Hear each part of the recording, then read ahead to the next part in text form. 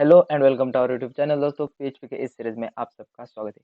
PHP course से related आज हमारा 64 ट्यूटोरियल है और इस वीडियो में आज हम यहाँ पर पीएचपी में डेटाबेस में हम अपने लॉगिन फॉर्म का डेटा कैसे सेव करते हैं इसके बारे में डिटेल में स्टडी आज भी इस वीडियो में हम करने वाले हैं। तो चलिए हम वीडियो शुरू करते हैं। तो देखिए दोस्तों, आज हम एक लॉगिन फॉर्म बनाएंगे। उस लॉगिन फॉर्म में हम यहाँ पर एक डेटाबेस में उस लॉगिन फॉर्म की जो मेल आईडी, यूजर नेम और पासवर्ड जो होगा वो हम आज अपने डेटाबेस में कैसे सेव करते हैं वो यहाँ पर देखने वाले। तो चलिए हम पहले यहाँ पर अपने एक लॉगिन फॉर्म को बना लेते हैं। इसके लिए हम यहाँ पर अपने HTML को स्टार्ट करेंगे और अब इस HTML में हम बूटस्ट्रैप का यूज कर कर एक लॉगिन फॉर्म बनाएंगे। इसके लिए हमें यहाँ पर क्रोम में जाना होगा। तो चलिए देखिए दोस्तों, मैं अब आ गया हूँ अपने क्रोम में। तो मैं यहाँ पर अपने क्रोम ब्राउज़र में मैंने getbootstrap.com ये वेबसाइट हमें यहाँ पर ओपन कर लेनी है। उसके बाद आपको यहाँ पर डॉक्स में जाना है। यहाँ पर डॉक्स दिया हुआ है, आपको यहाँ पर क्लिक करना है और उस डॉक्स में जाने के बाद आपको यहाँ पर इंट्रोडक्शन में यहाँ पर स्क्रॉल करना है और यहाँ पर second include bootstrap CSS and JavaScript. यहाँ पर आपको ये जो लिंक है टाइटल टैग के नीचे की, उसे आपको यहाँ पर कॉपी कर लेना है और इस लिंक को आपको यहाँ पर अपने PHP के कोड में यहाँ पर इस टाइटल टैग के नीचे डाल देना है।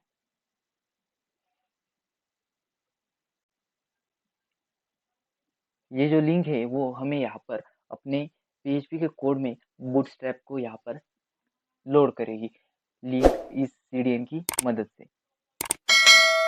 और अब इसके बाद आपको यहाँ पर फॉर्म सर्च कराना है। फॉर्म तो फॉर्म सर्च करने के बाद आपके सामने यहाँ पर फॉर्म्स नाम का एक पेज यहाँ पर ओपन हो जाएगा। उसके बाद आपको यहाँ पर स्क्रॉल करना है और यहाँ पर आपको जो भी फॉर्म चाहिए वो आपको यहाँ पर सिलेक्ट कर लेना है।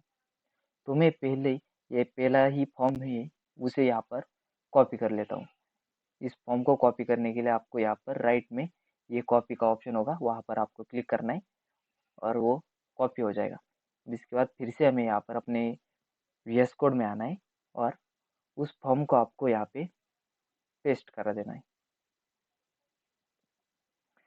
अब इस फॉर्म में हम यहाँ पर हमारा जो ये चेक बॉक्स था ना, उसे यहाँ पर हम डिलीट करेंगे।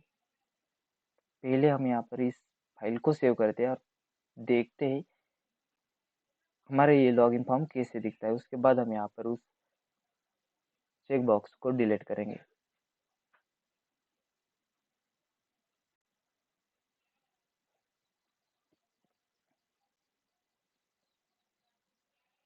तो देखिए दोस्तों, हमारा जो लॉगिन फॉर्म है वो यहाँ पर बन के आ चुका है, लेकिन हमारा लॉगिन फॉर्म पूरे पेज पर आया हुआ है। इसके लिए हमें यहाँ पर इस पूरे के पूरे लॉगिन फॉर्म को एक डिवीजन टैग में हम यहाँ पर डाल देते। हमें यहाँ पर पहले एक ड्यू टैग लेना है और उस ड्यू टैग में हम यहाँ पर कंटेनर डाल देंगे। कंटेनर नाम की क्लास आपको यहाँ पर लगा देनी है।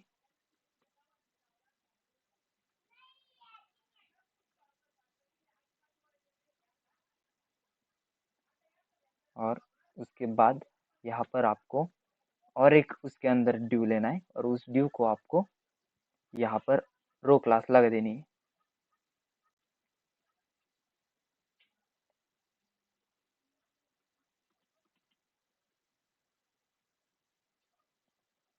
और उसके बाद इस रो क्लास नाम के ड्यू में आपको यहाँ पर हमारा जो फॉर्म है वो फॉर्म को आपको यहाँ पर पेस्ट कराना है। तो देखिए दोस्तों, हमारा ये जो फॉर्म है लॉगिन फॉर्म वो यहाँ पर बन के आ चुका है।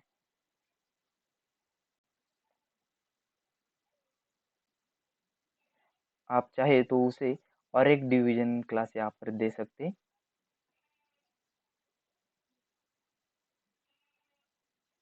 और इस डिवीजन क्लास में आप यहाँ पर कॉल MD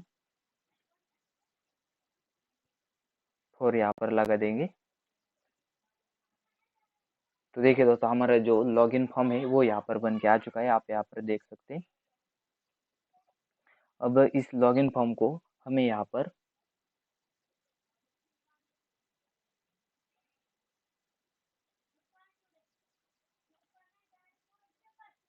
फॉर्म टैग के अंदर आपको यहाँ पर मार्जिन टॉप 4 लगा देनी है, जिससे कि हमारा ये जो लॉगिन फॉर्म है वो यहाँ पर ऊपर से मार्जिन छोड़ देगा, ऊपर से स्पेस छोड़ देगा।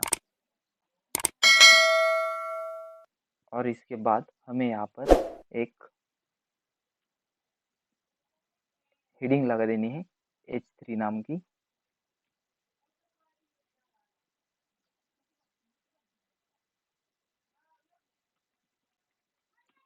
और उस हेडिंग में आपको लॉगिन फॉर्म ये नाम है यहाँ पर आपको डाल देना है। तो देखिए दोस्तों, हमारा ये जो लॉगिन फॉर्म नाम है वो यहाँ पर आ चुका है। और इस लॉगिन फॉर्म को भी हम यहाँ पर क्लास दे देते, class margin top 4 pixel, margin top 4। और अब इसके बाद हमें यहाँ पर मार्जिन ऑटो भी करा देनी है, मार्जिन ऑटो जो है वो यहाँ पर, और मार्जिन ऑटो यहाँ पर वर्क नहीं कर रही, इसलिए हम यहाँ पर इसे टेक्स्ट अलाइन सेंटर करा देते, टेक्स्ट सेंटर। अब हमें ये जो क्लास है वो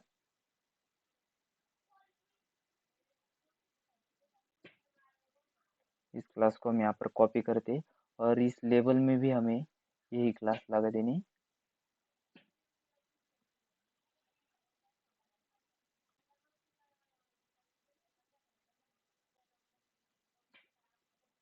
और फिर से इस फाइल को यहाँ पर रिफ्रेश करते, और अब इसके बाद हमें यहाँ पर ये जो चेकआउट बटन है उसे यहाँ पर डिलीट कराना है, इसलिए हम यहाँ पर फॉर्म चेक नाम के ये जो क्लास वाला डिव है उसे यहाँ पर कट कराते। और उसके बाद हमें यहाँ पर ये लाइन को भी यहाँ पर हटा देना है, will never share your email. Okay, और फिर से यहाँ पर देखते हैं। देखिए दोस्तों, हमारा ईमेल एड्रेस और पासवर्ड नाम का ये जो लॉगिन फॉर्म है वो यहाँ पर बन के आ चुका है, रेडी हो गया है। अब इसके बाद हमें यहाँ पर इसे हम यहाँ पर टेक्स्ट अलाइन सेंटर करा कर देखते हैं, टेक्स्ट सेंटर।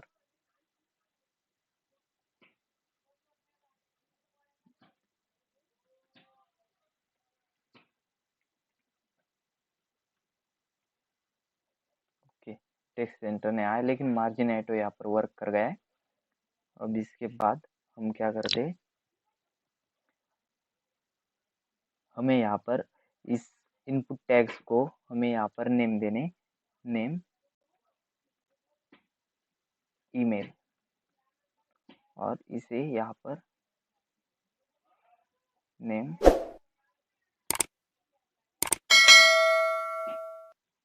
पासवर्ड। ओके, ये हो गया हमारा लॉगिन फॉर्म रेडी। और हमारा ये जो बटन है उसका टाइप हमें यहाँ पर डिलीट कराना है, सबमिट टाइप हटा देना है। और हमें यहाँ पर इस फॉर्म टैग में एक्शन दे देनी है, एक्शन। और इसके बाद हम यहाँ पर एक्शन दे देंगे 64.1 dot save form dot php। और अब हमें यहाँ पर मेथड डाल देनी है, हम यहाँ पर पोस्ट मेथड का यूज़ करेंगे, पोस्ट मेथड हमारे जो है वो यहाँ पर लॉगिन और पासवर्ड के लिए सिक्योर मेथड है, इसलिए हम यहाँ पर पोस्ट मेथड का ही यूज़ करेंगे। अब इसके बाद हमें यहाँ पर इस फाइल को सेव कराना है, और हमें यहाँ पर एक्शन में हमने जो फाइल की पाथ दी हुई है उस फाइल की पाथ को हमें यहाँ पर डाल देना है। हमें यहाँ पर उस फाइल को क्रिएट कर लेना है। ओके, ये हो गए हमारी सेकंड फाइल। अब हम यहाँ पर अपना ईमेल डाल देते और कुछ पासवर्ड कोई भी पासवर्ड आप यहाँ पर डाल सकते। और अब इसे हम यहाँ पर सबमिट करा कर देखते।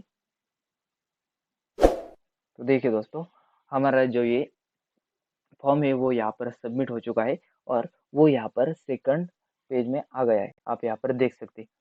अगर आपने यहाँ पर ये एक्शन जो है वो यहाँ पर अगर नहीं दी ना, तो देखिए अब क्या होता है। हमारा ये जो फॉर्म है ना वो यहाँ पर सबमिट ही नहीं होगा। देखिए आप यहाँ पर देख सकते हैं हमारा 64 फॉर्म डॉट php ये जो फाइल है वो यहाँ पर चेंज नहीं हुई है, उसका नेम वो है, मतलब कि वो यहाँ पर इसी लोकेशन पे है। और अगर इसके बाद आप यहाँ पर एक्शन दे देते,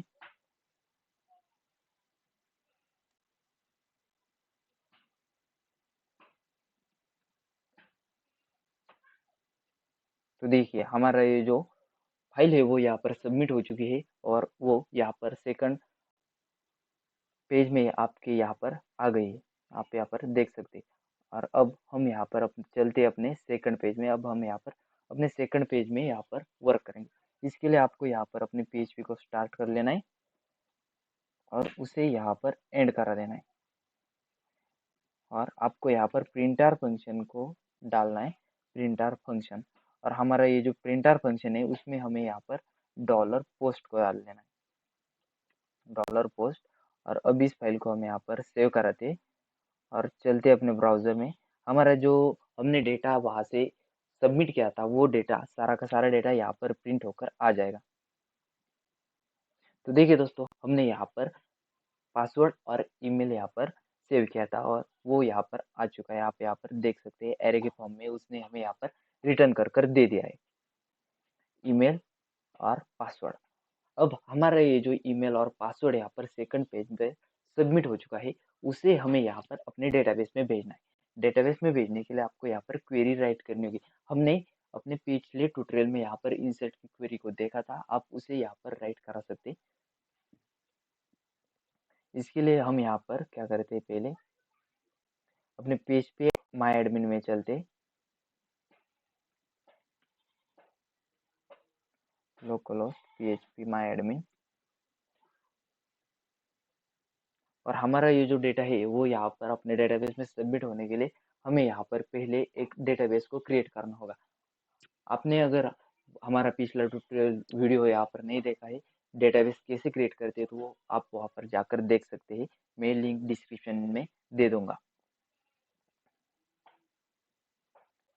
हमने यहाँ पर पिछले ट्यूटोरियल में प्रोजेक्ट 3 नाम का जो डेटाबेस है उसे यहाँ पर यूज किया था। और उस डेटाबेस में हम यहाँ पर एक टेबल बनाएंगे,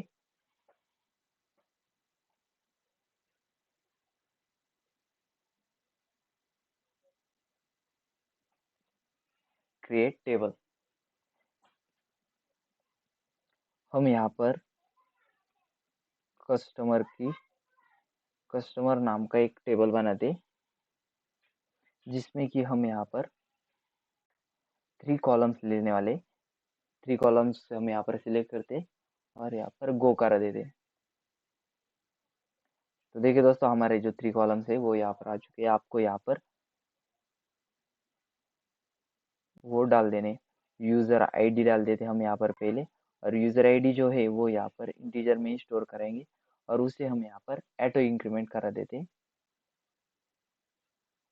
अब इसके बाद हम यहाँ पर अपना यूज़र नेम डाल देते। यूज़र नेम हमने यहाँ पर ईमेल लिया हुआ है, अब इस ईमेल को हम यहाँ पर डाल देते, ईमेल। और उसके बाद इस पासवर्ड को हम यहाँ पर डाल देते थर्ड फील्ड में। हमारा जो ईमेल है वो उसको हम यहाँ पर वैरकर में ले लेते हैं और वैरकर हम यहाँ पर 200 सेव करा देते हैं और 150 यहाँ पर पासवर्ड सेट करा देते हैं। पासवर्ड को भी हमें यहाँ पर वैरकर में ही ले लेना है। और इसके बाद आपको यहाँ पर इस टेबल को सेव कराना है। तो देखिए दोस्तों, आप यहाँ पर देख सकते हैं हमारा जो टेबल है वो यहाँ पर क्रिएट होके आ चुका है, कस्टमर नाम का टेबल। और इस टेबल में हमें यहाँ पर यूज़र आईडी, ईमेल और पासवर्ड हमने यहाँ पर 3 कॉलम्स ले लिए हैं। अब इसके बाद हमें यहाँ पर इस टेबल को अपने पीएचपी के कोड में यहाँ पर कनेक्ट कराना है। इसके लिए हम यहाँ पर MySQL को कनेक्ट करने के लिए अपनी क्वेरी को डाल देंगे। इसके लिए हमें यहाँ पर पहले डॉलर कनेक्शन ले लेना है। Dollar connection is equal to MySQLi connect. MySQLi connect नाम का ये जो फंक्शन है वो हम यहाँ पर कॉल करते। हमारा ये जो फंक्शन है वो यहाँ पर 4 पैरामीटर्स ले लेता है। Local host, user name root,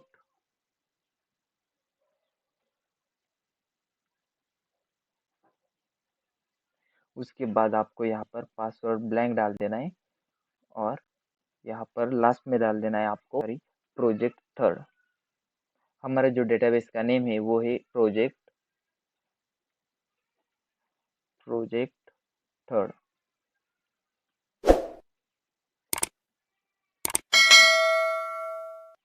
और इसके बाद हमें यहाँ पर सेमीकोलन लगा देना है।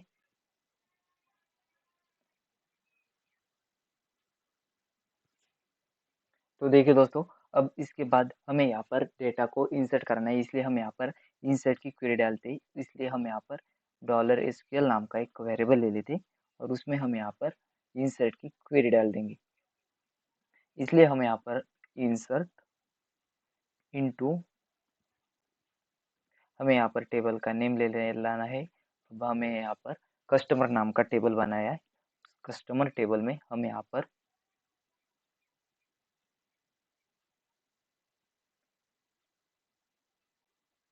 ईमेल ले लेते हैं पहले और उसके बाद हम यहाँ पर पासवर्ड ले लेते हैं और इस ब्रैकेट को क्लोज कराते थे।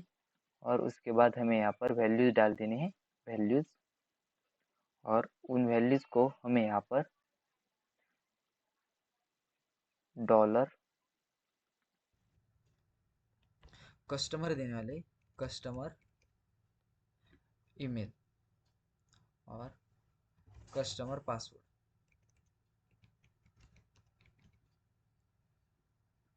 ये आपको यहाँ पर दे देना है। और उसके बाद आपको यहाँ पर अपने जो लॉगिन का फॉर्म है वहाँ पर भी आपको यहाँ पर चेंजेस कराने। आपके लॉगिन के फॉर्म में आपको यहाँ पर इस इनपुट बॉक्स के जो नेम है उन्हें यहाँ पर चेंज कराना है। ईमेल का भी हम यहाँ पर नेम कस्टमर ईमेल कर देंगे और पासवर्ड बॉक्स का भी नेम हम यहाँ पर कस्टमर पासवर्ड कर देंगे। अब इस फाइल को हमें यहाँ पर सेव कराना है और उसके बाद इस अब इस फाइल को हमें यहाँ पर सेव कराना है और चलते हैं अपने ब्राउज़र में और देखते हैं हमारा ये डेटा यहाँ पर डेटाबेस में सेव होता है या नहीं। इसके लिए हमें यहाँ पर अब फिर से इस लॉगिन फॉर्म को यहाँ पर ओपन करना है। उसे रिफ्रेश कराकर यहाँ पर फिर से हमें अपने मेल को और पासवर्ड को यहाँ पर इंटर कराना है और उसे सबमिट करा देना है। तो देखिए दोस्तों, हमारी जो 2 एरर्स थी वो यहाँ पर जा चुकी है, आप यहाँ पर देख सकते हैं। अब इसके बाद हम यहाँ पर चलते अपने PHP माय एडमिन में और देखते हैं अपने डेटाबेस में ये डेटा यहाँ पर इंसर्ट हुआ है या नहीं।